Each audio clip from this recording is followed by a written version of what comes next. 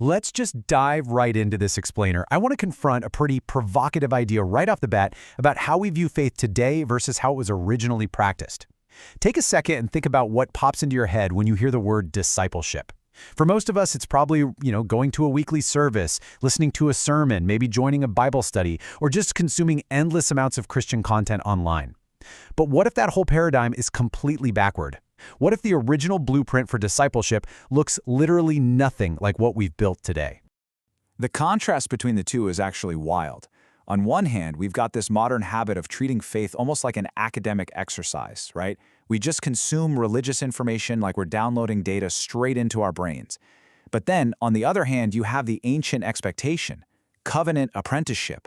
This wasn't about sitting in rows and taking notes. No way. It was all about shared life, it meant obedience, imitation, and profound, visible transformation.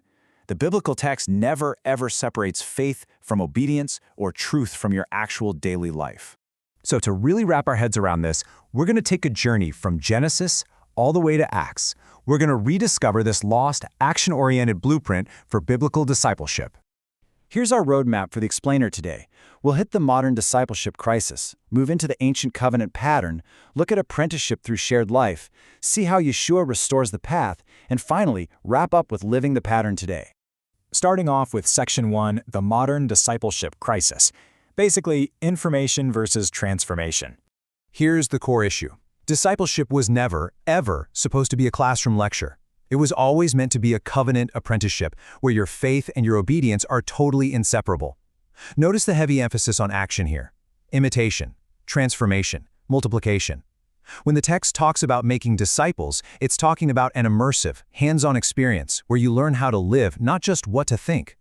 Our modern approach leans heavily into simply hearing, but the biblical model, it's all about transformation through actually doing. Moving on to Section 2, the ancient covenant pattern. Let's trace this unbroken chain backward. Tracing this history back lays it out perfectly. It shows an unbroken historical chain where every single generation added a crucial layer. Back around 2000 BC, Yahuah specifically chose Abraham so he'd command his household to keep the way. Then, flash forward to Moses around 1500 BC, he didn't just dump information on the Israelites, he taught them the way they absolutely had to walk. Fast forward again to 1400 BC, and you have Joshua learning from sheer, inescapable proximity to Moses, literally not leaving the tent. He learned by watching Moses pray, struggle, and lead. By the time we hit the prophets around 900 BC, we're seeing guys like Elijah and Elisha and the sons of the prophets forming actual living, breathing communities of apprenticeship. Now we really need to zoom in on that very first historical anchor. Because long before there were grand institutions or massive church buildings or highly scheduled weekly programs, there was the covenant household. Look at Deuteronomy 6. It commanded faith to be this continuous, everyday lifestyle. You're supposed to teach it when you sit in your house, when you walk by the way, when you lie down, and when you rise up. Think about that. Discipleship was never meant to be boxed into just 1 hour on a Sunday. Meals were discipleship. Work was discipleship. It was this 24/7 reality where faith was modeled right in front of the next generation. All right, Section 3, apprenticeship through shared life. Let's look at how this works beyond the classroom. Look at this driving rhythm from Ezra chapter 7. Study, do, teach. Notice that specific order? It completely flips our modern obsession on its head. Today, everyone wants to teach, or build a platform, or be an influencer way before any actual personal transformation happens. But in the biblical model, you literally cannot skip step 2. You have to do it. You have to walk it out in your own messy life first, and only then are you actually equipped to teach it to someone else. But there's a massive warning sign we hit with Moses in Exodus 18. Moses was trying to carry the spiritual burden of the entire community all by himself. And, well, if you've ever been in leadership, you know that's a one-way ticket to burnout city. His father-in-law, Jethro, watches this totally exhausting display and just flat out tells him, what you are doing is not good. And wow, is that relevant today? This whole single point of failure model is exactly why so many modern leaders burn out. We build these massive systems around one personality, one gifted speaker on a stage, while the rest of us just sit back and watch. So what's Jethro's antidote to that spectator-driven burnout? The answer is straightforward. Equip faithful people to multiply and share the load. The original plan was never about watching a gifted person perform. It was about training others, building reproducible structures, and decentralizing that responsibility. It goes like this. You do it while they watch. Then you do it together.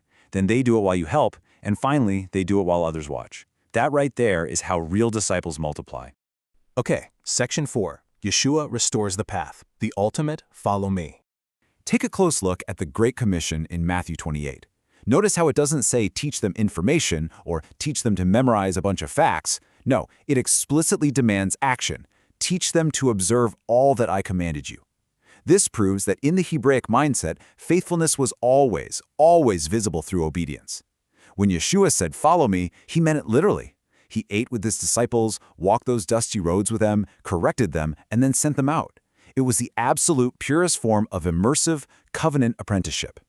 And if we jump over to 2 Timothy chapter 2, you see how this builds into this incredible 4-generation multiplication engine.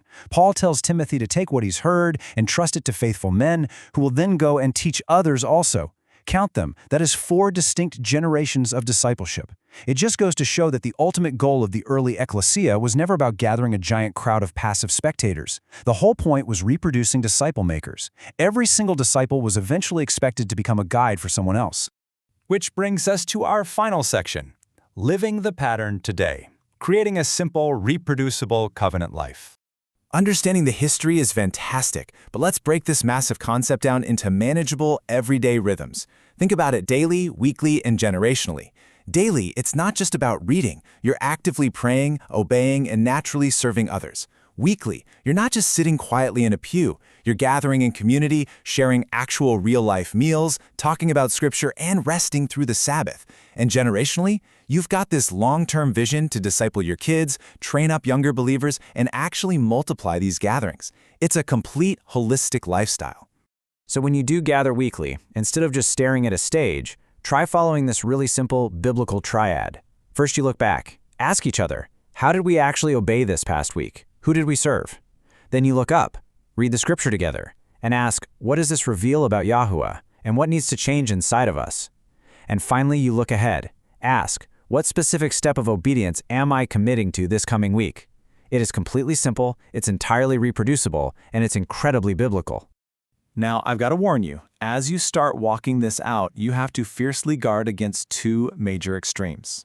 On one side, you have lawlessness. That's the modern craving to get all the grace without any of the obedience.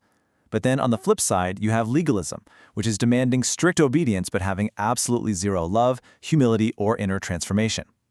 Staying on the narrow path, it requires walking in a really beautiful but sometimes difficult tension, spirit-led obedience paired with deep grace, truth, and just genuine love for others.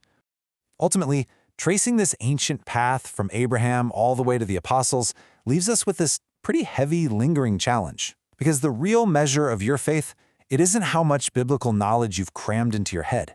It's whether you are actually living it out. So here's the question. Are you truly walking in the ways of Yahuah and helping others do the exact same thing? Or have you just settled for being a spectator? Honestly, it's time to step out of the audience. It's time to step into the messy, transformative, totally beautiful work of being a true covenant's apprentice.